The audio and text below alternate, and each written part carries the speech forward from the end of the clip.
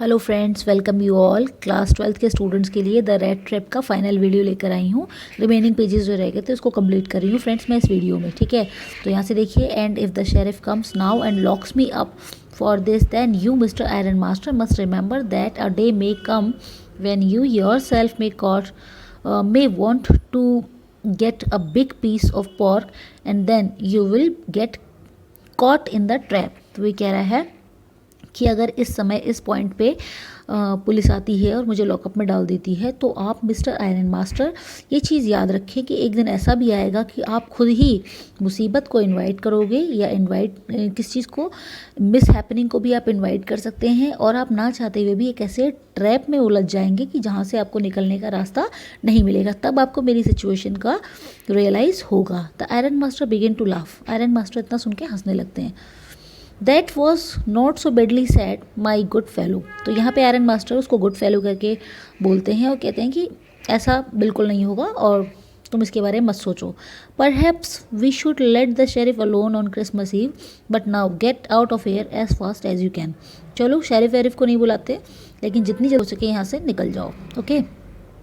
But just as the man was opening the door, the daughter said, I think he ought to stay with us today। लेकिन जैसे ही वो दरवाज़ा खोल के निकलने के लिए जा रहा था, तभी लड़की आई, डॉटर, ठीक है, इनकी जो बेटी है वो आई, और उसने जो है इस चीज़ के लिए डिनाई कहा और बिल्कुल भी इस चीज़ के लिए एग्री नहीं हुई। और वो ये कहना चाहती थी कि क्रिसमस ईव पे जब हमने स्पेशली कॉल किया है, इनको स्पेशल इन्विटेशन दिया है, तो अब हमें इन्हें यहाँ से नहीं जाने देना चाहिए। ठीक है, ये वाली बात जो है वो डॉटर कहती है। I don't want him to go, and with that she went and close the door. इतना कहने के बाद में उसने जो है दरवाज़ा बंद कर लिया।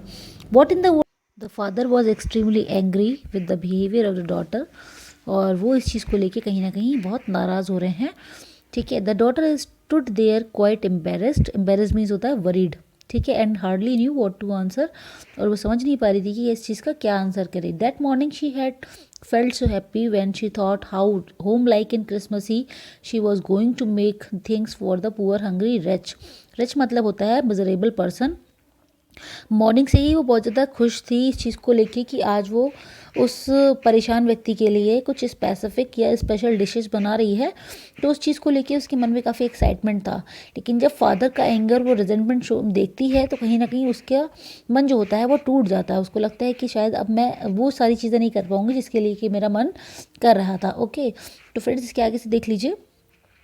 देखिए, she could not get away from the idea all at once. और उसके मन में जो था कि भाई मैं इतना ऑनर दे सकूं या जो भी है, तो वो सारी चीज़ें कहीं ना कहीं ख़त्म हो गई हैं इस वाले पॉइंट पे आके। ओके फ्रेंड्स, तो आई होप आपको ये समझ में आ रहा होगा। आप चाहें तो वीडियो को पॉज कर करके भी, और क्या कहते हैं, अगर आप ध्यान से सुनेंगे तो आपको अच्छे से समझ में आएगा friends. And that was why she had interceded for the vagabond. और यही सारे रीजन्स थे जिसकी वजह से उसने आगे बढ़ के वैगाबॉन्ड को प्रोटेक्ट किया है या डिफेंड किया है अपने फादर से। I am thinking of this stranger here, said the young girl. उस लड़की ने कहा कि मैं इस अजनबी के बारे में सोच रही हूँ। He walks and walks the whole year long and there is probably not a single place in the whole country where he is welcomed. वो कह रही है कि पूरे साल भर ये व्यक्ति इधर से उधर भटकता रहता है, या फिर यहाँ से वहाँ मेहनत करते रहते हैं, और कहीं भी पूरी कंट्री में एक भी प्लेस नहीं होगा जहाँ पर शायद कोई अच्छे मन से सत्कार करे इनका, या फिर उनको अच्छा फील करवाए। ओके, ये वाली बात जो है वो लड़की अपने फादर से इस जगह पे कह रही है। Where he is welcome and can feel at home. At home का मतलब होता है कंफर्टेबल फील करना। Wherever he turns he is chased away. और जहाँ भी ये जाता है या जहाँ भी इनको जाने का मौका मिलता होगा, वहाँ से इनको भगाया जाता है। Always he is afraid of being arrested. हमेशा शायद मन में इसी तरीके का डर लगा रहता होगा कि मैं अरेस्ट हो जाऊँगा या मुझसे पूछताछ की जाएगी। तो इस तरीके का डर हमेशा कहीं ना कहीं परेशान करने का कारण बनता होगा। ओके, तो always he is afraid of being arrested and cross examined. I should like to have him enjoy a day of peace with us here, just one in the whole year. कहते हैं कि मैं चाहती हूँ कि इस पूरे साल में कम से कम, अगर हमें मौका मिला है किसी की सेवा करने का, तो कम से कम एक दिन ही सही हमें इन्हें पूरी तरीके से वेलकम करना चाहिए। The girl was saying to her father. The iron master mumbled something in his beard. Mumble बने होता है विस्परिंग करना या बहुत धीरे धीरे बड़बड़ाना। He couldn't bring himself to oppose her. और यहाँ पर इस वाले पॉइंट पे आके वो अपनी बेटी को भी अपोज नहीं कर पा रहे हैं, उसका विरोध नहीं कर पा रहे हैं। It was all a mistake of course, she continues, ने कहा कि हाँ भाई मानती हूँ कि गलती हुई है, but anyway I don't think we ought to chase away a human being whom we have asked to come here. तो कहते हैं चाहे गलती किसी की भी रही हो, लेकिन फिर भी इसमें हमें कम से कम हम ये नहीं कर सकते कि हम इसको यहाँ से भगा दें या हम इनके साथ में बुरा करें, तो हमें ऐसा नहीं करना चाहिए। And to whom we have promise Christmas cheer, और कम से कम उस व्यक्ति को लिए बिल्कुल भी नहीं जिसके साथ में हमने क्रिसमस सेलिब्रेट करने के लिए बोला है, तो कम से कम हमें उसे यहाँ से हटाना नहीं चाहिए। Okay friends, you do preach words then a parson, parson होते हैं चर्च के जो फादर होते हैं, उनको हम पार्सन कहते हैं। कोई भी ऑफिशियली आप डिग्नेटरी को भी कह सकते हैं इस तरीके से। ओके, तो कहते हैं कि आप चर्च के फादर से भी ज़्यादा बहुत कड़वे प्रवचन दे रही हो मुझको। It was said by the iron master to his daughter, I only hope you won't have to regret this. और बस वो ये स्टेटमेंट देते हैं यहाँ पे कि बस मैं तो बस यही उम्मीद करता हूँ कि तुम्हें अपने इस किए का पछतावा ना करना पड़े। मतलब जो तुम्हें लग रहा है कि इसको यहाँ पे रोकना चाहिए, कहीं ऐसा नहीं हो कि अल्टीमेटली इस चीज़ के लिए तुम्हें रिपेंटेंस करना पड़े, मैं ऐसा बिल्कुल भी नहीं चाहता हूँ। तो ये एक तरीके की वार्निंग स्टेटमेंट जो है उन्होंने अपनी डॉटर को दिया है। The young girl took the stranger by the hand and led him up to the table. उस यंग गर्ल ने उस आदमी को अपने हाथ से पकड़ के टेबल पे ले जाके बैठा दिया। Now sit down and eat, अब बैठ जाओ और खाओ। She sat for she could see that her father had given in का मतलब होता है स्टॉप आर्ग्यूइंग। तो फादर को देख रही है कि आर्ग्यूमेंट करने बंद कर दिए हैं, तो लड़की पूरी तरीके से अब अपने आप को इस चीज़ के लिए समर्थ पा रही है और उसने उसको खाने पीने के लिए चीज़ें ऑफर करी हैं। The man with the red traps said not a word. He only sat down and helped himself to the food. वो केवल चुपचाप बैठ गया है और वो खाना पीना अपने आप खाना उसने शुरू कर दिया। कहीं ना कहीं उसके अंदर कॉन्फिडेंस बूस्टअप हुआ है कि चलो कोई तो है कम से कम जो मुझे यहाँ पर इस चीज़ के लिए डिफेंड कर रहा है। Friends, okay, time after time इसके बीच का मैं आपको आगे बताती हूँ। Okay friends, time after time he looked at the young girl who had interceded for him, यानी कि बार बार वो जो है व्यक्ति वो लड़की की तरफ देख रहा था जिसने उसको प्रोटेक्ट किया था। Why had she done it, what could the crazy idea भी, इस लड़की ने मुझे क्यों बचाया, क्या कारण हो सकता है। After that Christmas Eve at Ramjo past just as it always had, मतलब नॉर्मली हर साल जिस तरीके से सेलिब्रेशन होता था उस तरीके से ही वो क्रिसमस निकल रहा है। कोई बहुत बड़ी बात इसमें नहीं है, कुछ स्पेशल नहीं है। मतलब the stranger didn't cause any trouble, उस व्यक्ति ने भी कोई परेशानी नहीं खड़ी करी, ठीक है, because he did nothing but sleep, क्योंकि उसने कुछ किया ही नहीं, केवल सोता ही रहा पूरे टाइम। द होल फॉरनून ही ले on the sofa in one of the guest rooms and slept at one stretch, एक करवट पे पड़ा रहा पूरे सोफे पे पूरी दोपहर भर। ओके फ्रेंड्स, तो at noon they woke him up so that he could have his share, दोपहर के टाइम पे उसके उन लोगों ने, फादर ने और डॉटर ने उसको जगाया जिससे कि वो क्रिसमस के ओकेज़न पे बनी हुई चीज़ों को एंजॉय कर सके, ठीक है।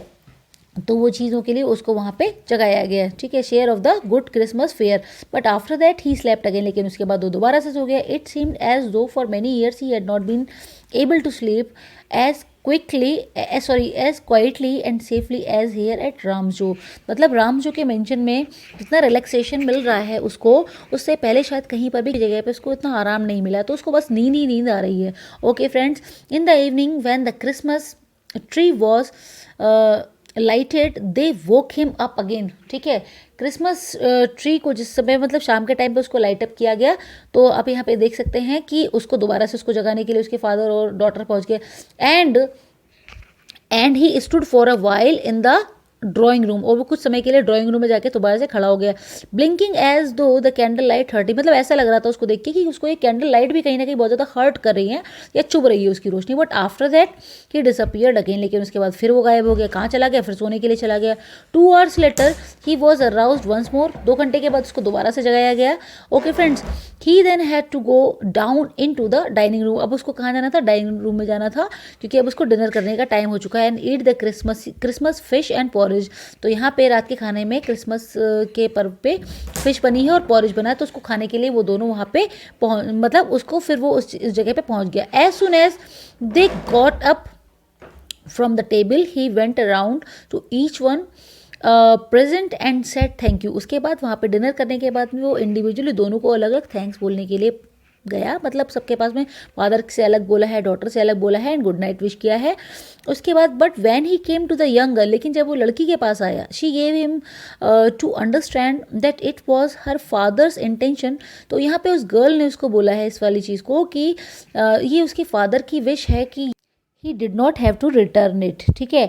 And if he wanted to spend next Christmas Eve in a place where he could rest in peace and be sure that no evil would befall him, वो कह रहे हैं कि वो सूट रिटर्न करने की ज़रूरत नहीं है और अगला क्रिसमस का सेलिब्रेशन अगर वो दोबारा से हमारे घर में चाहें तो वो आप आराम से उसको सेलिब्रेट कर सकते हैं, दोबारा से स्वागत होगा. और अपने मन से कोई भी बुरी बात जो है उसको निकाल दे कि दोबारा से कोई भी उनको इस तरीके से इंसल्ट करेगा, ऐसा कुछ भी नहीं होने वाला है. The man with the rat trap didn't answer anything to this, उस व्यक्ति ने कोई भी जवाब नहीं दिया इस वाली बात पे.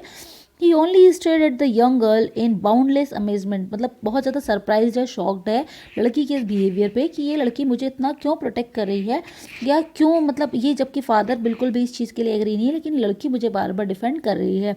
The next morning the iron master said the daughter iron master and his daughter got up in good season to go to early Christmas service, ठीक है. अगले दिन फादर और डॉटर मतलब क्रिसमस सर्विस के लिए आप कैसे पूजा पाठ होती है जैसे अगले दिन तो चर्च जाने के लिए दोनों तैयार हुए. और there guest was still sleep, और वो जो अभी उनका मेहमान है स्ट्रेंजर है अभी तक सोया हुआ है. And they didn't disturb him, और उन दोनों ने डिस्टर्ब भी नहीं किया उसको.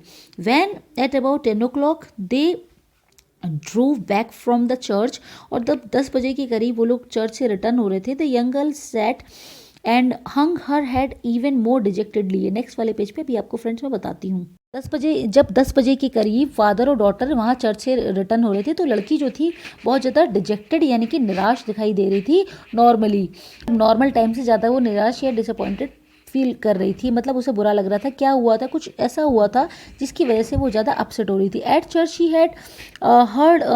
She had learned that one of the old crofter of the iron works had been robbed by a man who went around selling rat traps. वहाँ पर उन्हें एक ब्रेकिंग न्यूज़ सुनने को मिली चर्च में कि एक राम्स जो आयरन वर्क्स में काम करने वाला एक वर्कर जो था उसके घर में चोरी हो गई, और चोरी करने वाला कौन था, एक रेड ट्रैप सेलर था.